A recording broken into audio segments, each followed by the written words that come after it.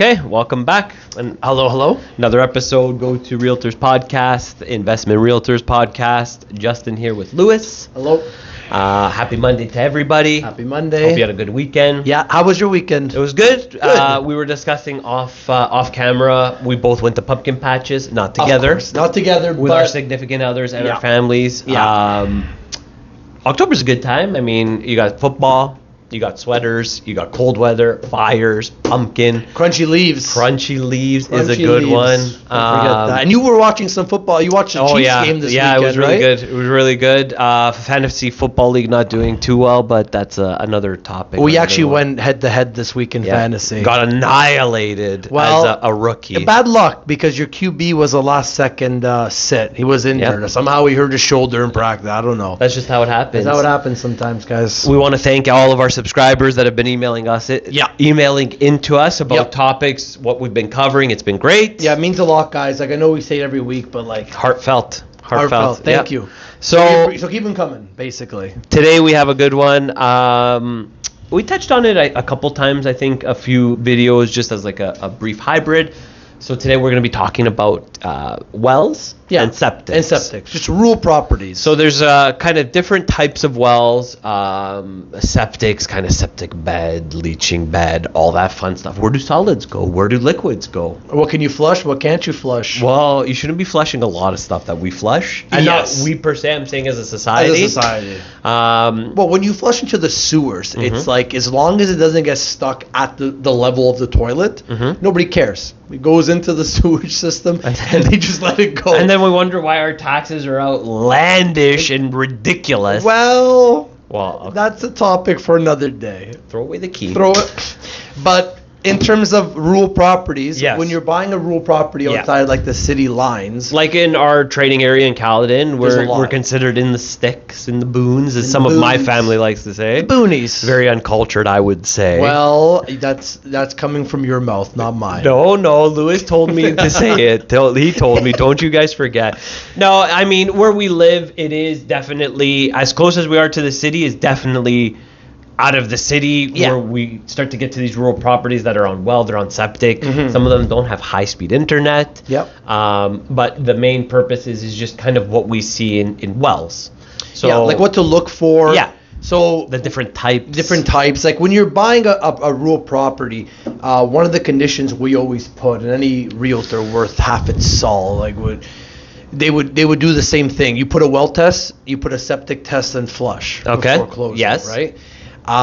Septic flush is easy. Basically, they literally just empty out your septic tank, and we know what goes in septic tanks, so we don't have to discuss that part here. Maybe we could show them some pictures of some septics we've seen. Email us. We'll send you private septic. If you don't want to eat tonight, email us and we'll send you some from our personal collection of septic tank flushes. Yeah, we've been to quite a few. But yeah, so basically you get it flushed on closing, the seller's responsibility.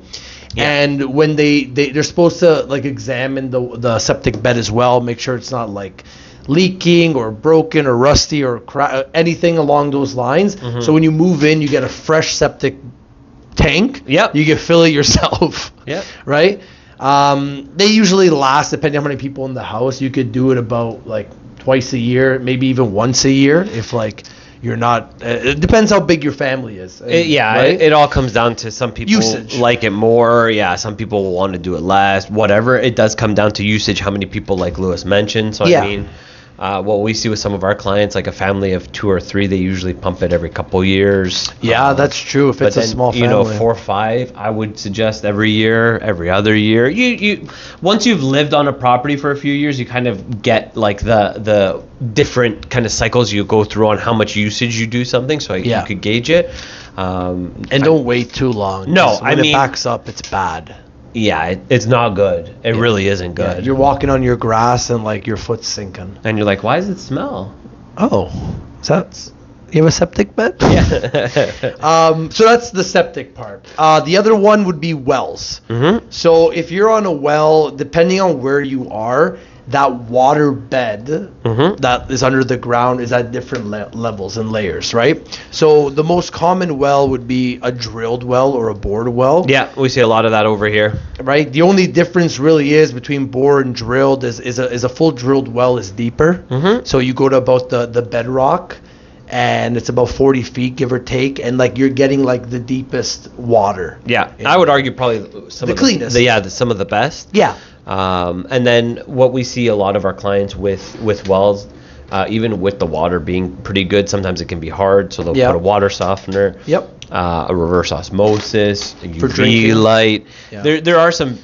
Even we see clients that are not on rural properties that are on city water. They reverse. Same thing. Yeah, they just want to make sure those minerals are good. They're taking out all the bad stuff that shouldn't be in there. Yeah, I mean, people argue all the time what's better. It's preference. It's like some people that we know that don't have gas and they have the propane cylinders and that's what their house runs on. You know, every couple months they fill up these big cylinders with those trucks that come out.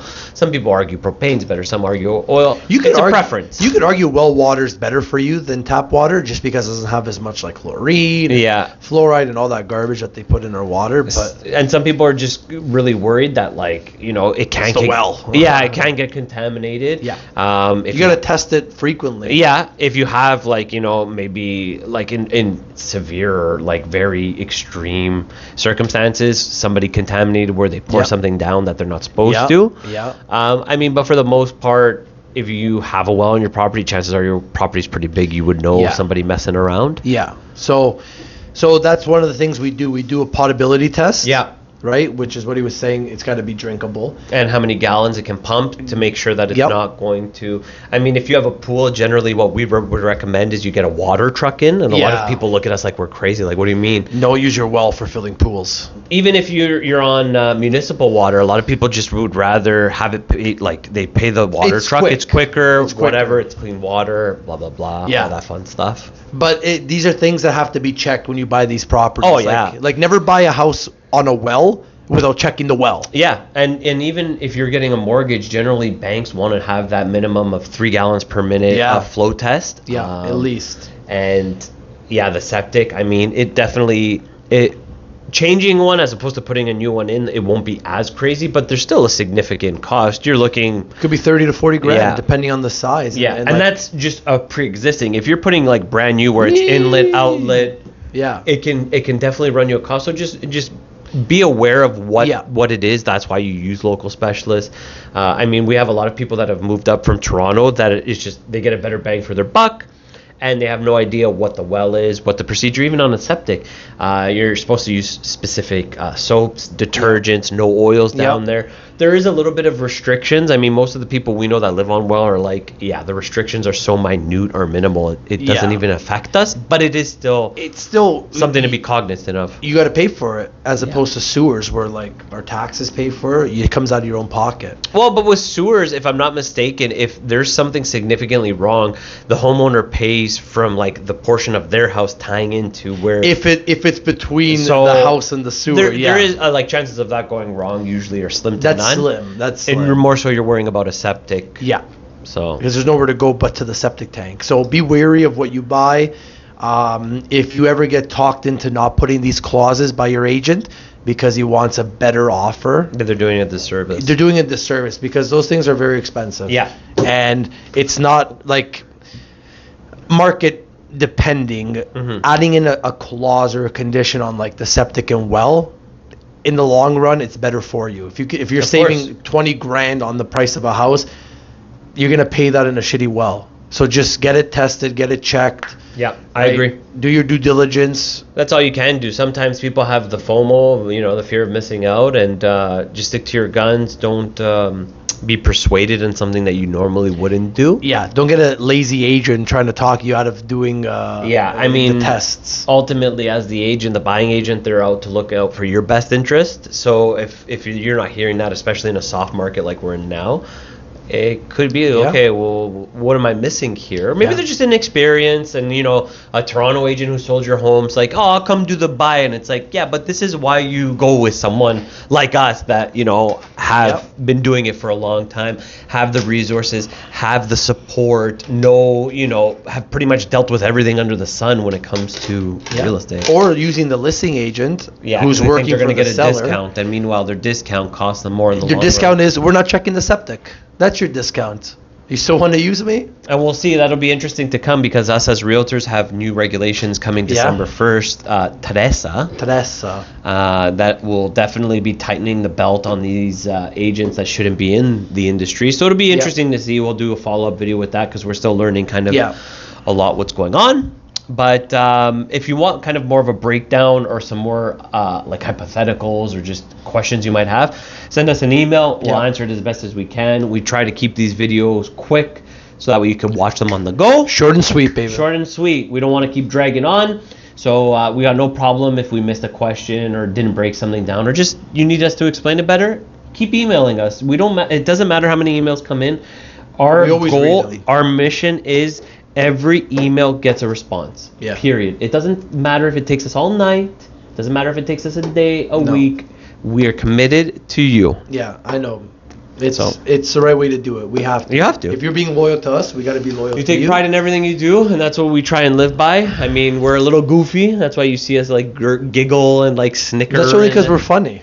Funny looking. That's for sure. Unless our moms are watching us, then they're like, no, my babies, they're cute. All right, guys, so we'll leave you on that one. Have a great Thanksgiving. Those turkey comas or something to definitely watch out. Yeah, take a nap. Take a load off Sally. Yeah, and don't forget to smash that like button. Comment, subscribe, because we noticed that we don't see too many comments as much as we get like email responses, and even our personal phones where we're getting texted. It's ridiculous. Yeah, like in a good way. But we appreciated that, so keep that coming because we'll never say no to a call or a text. So. You fans are what have brought us to where we are today. Yeah. So thank you very much, and we'll see you next time. All right, guys, have a good day. All right.